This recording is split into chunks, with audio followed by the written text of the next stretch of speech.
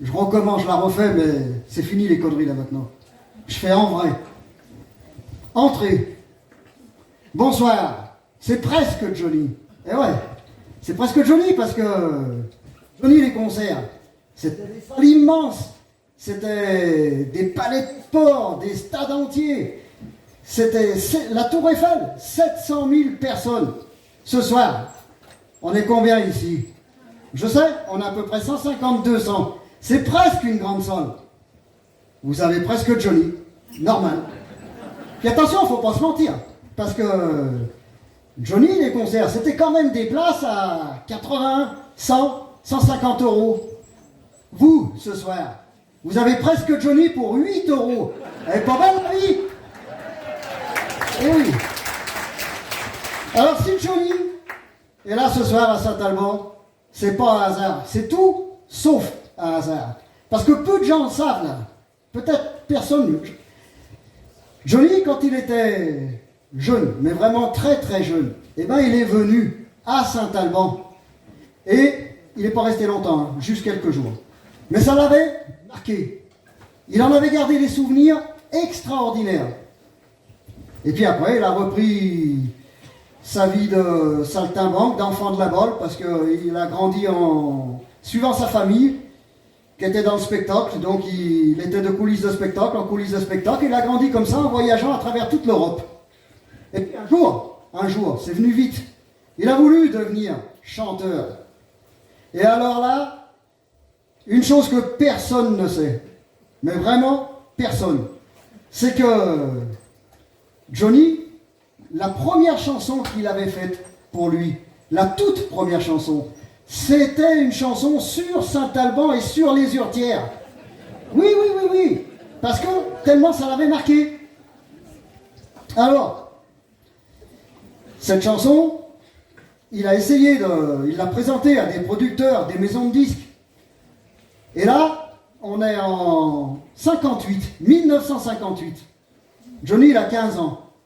Mais début 58, ce qui s'est passé, c'est que Johnny, il n'y avait pas de Johnny. Johnny Hallyday, il n'existait pas début 58. C'était Jean-Philippe Smet, c'était son vrai nom.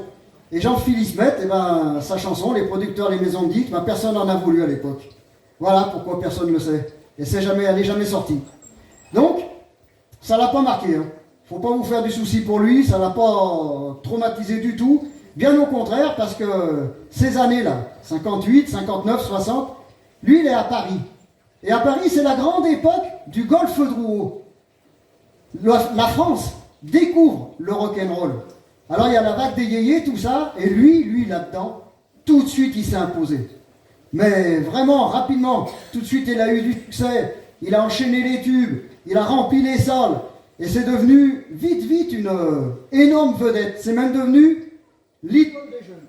Rien que ça. Alors, je vous fais court sur la carrière, parce que la carrière, elle va durer 40, 50, 60 ans. Presque 60 ans. Alors on passe directement à bien des années plus tard. Entre-temps, il avait fait la connaissance d'un musicien, un peu chanteur, qui était devenu un de ses amis, mais un très bon ami. Mais ce gars-là, il était surtout très doué pour écrire les textes, poser des paroles sur les musiques. Et ce parolier de génie, c'est, parce qu'il est toujours vivant, Michel Mallory. Eh oui, il y en a qui connaissent un peu, j'entends, ah oui. Bien, alors, un soir, avec ce Michel Mallory, en un seul soir, en une nuit, quand même, parce que Johnny, sa première chanson, là, quand il avait 15 ans, il l'avait toujours dans un coin de sa tête. Et puis ça lui tenait à cœur. Alors, un soir, ils s'y mettent dessus. Il la retravaille. Alors, il garde la musique de Johnny, les accords principaux, il figure un peu les arrangements, mais surtout, ce Michel Mallory, il écrit pour Johnny une chanson avec un texte exactement à l'image du personnage que Johnny était devenu. Il lui taille un costard sur mesure. Et alors là, c'est plus la même histoire, parce que la nouvelle chanson, on est en 73. Johnny a 30 ans. Michel Mallory à peu près aussi.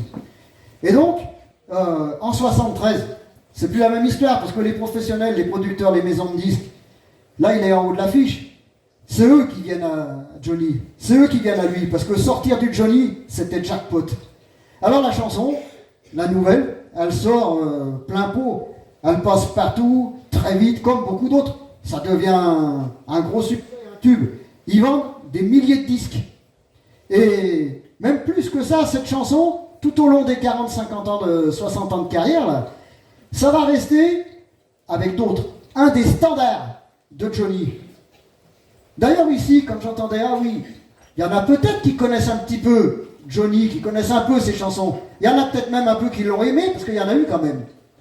Eh bien, vous allez peut-être reconnaître le tube que c'était. Je dis peut-être parce que nous, c'est pas ça qu'on va vous chanter.